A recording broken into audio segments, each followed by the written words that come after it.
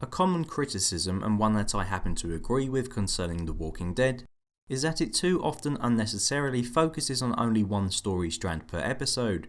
It's because of this creative decision that we have to sit through 45 minutes of just Carol and Morgan, or 45 minutes of Daryl locked up in a cell, without knowing what the hell is happening to the other main characters. Whilst this week's episode, Go Getters, briefly bucked this trend to present us with two concurrent plot lines, one following Carl and Enid, the other catching up with Maggie, Sasha and Jesus, I still can't shake the feeling that I would have just rather followed Rick as he set off to where he was going during his cameo appearance at the start of the episode. Instead, I'll probably have to wait another 2 weeks at least to see where him and Aaron are travelling to. I've mentioned it before, I know, but I feel as though The Walking Dead follows the exploits of far too many boring characters, meaning there are entire episodes that I have to grit my teeth and struggle through in the hope of seeing someone I care about next week, and for the most part this was one of those episodes. Let's start with the Carl and Enid storyline first. In the words of Abraham, I have not met anyone who gives a flying shit about Enid. Her character was boring when she was initially introduced and she remains so.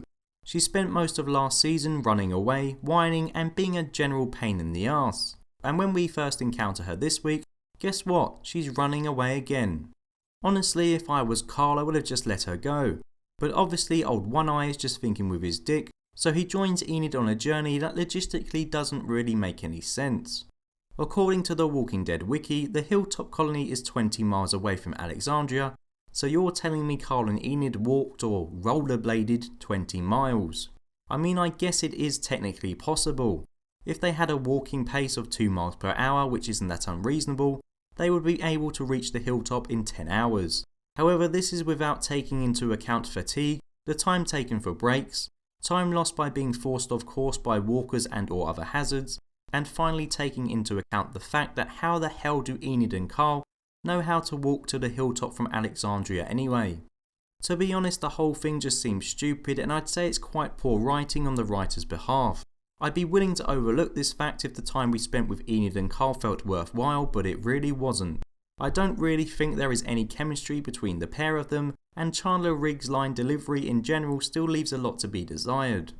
The other parallel storyline let us finally catch up with Maggie and Sasha at the Hilltop, and although it was better than watching Carl and Enid, it was still quite flawed. In terms of positives, I thought it was nice to finally see some emotion on screen in regards to Maggie and Sasha.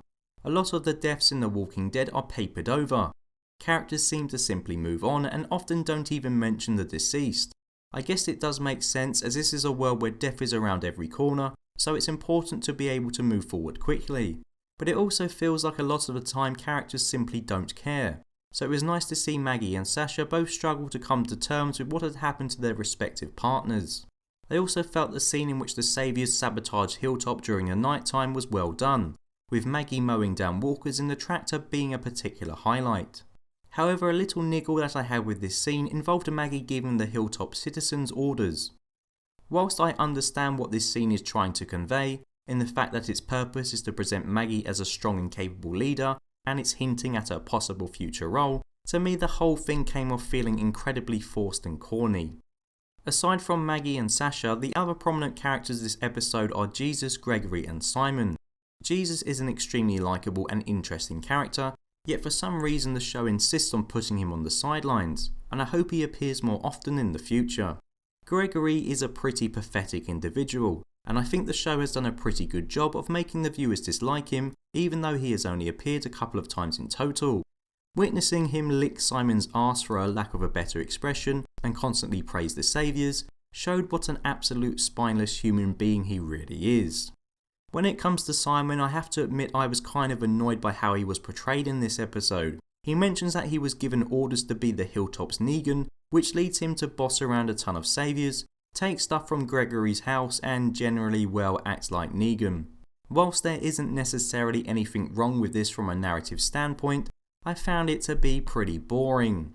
I'm already finding Negan to be quite tedious, so I didn't really need to see another guy act like Negan. Really, how many times do we have to see the saviours take stuff and intimidate people? We get it, this is what they do. I don't need to watch the same thing over and over again every episode.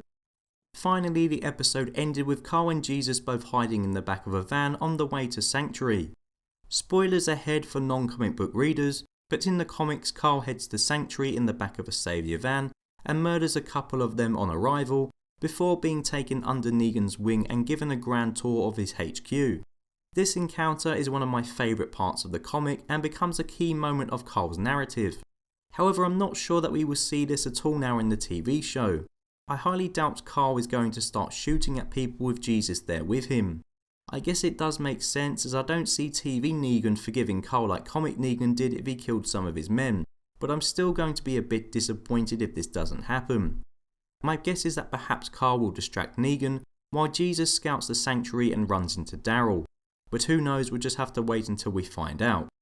To conclude, like a lot of episodes this season, Go-Getters simply exist to set up future events and show us once again how bad the Saviours are. The problem is that a lot of this episode felt like filler and could have easily been done in half the time. There were certainly aspects of it that I enjoyed, but they were outweighed by a lot of the slow plodding pacing of the narrative.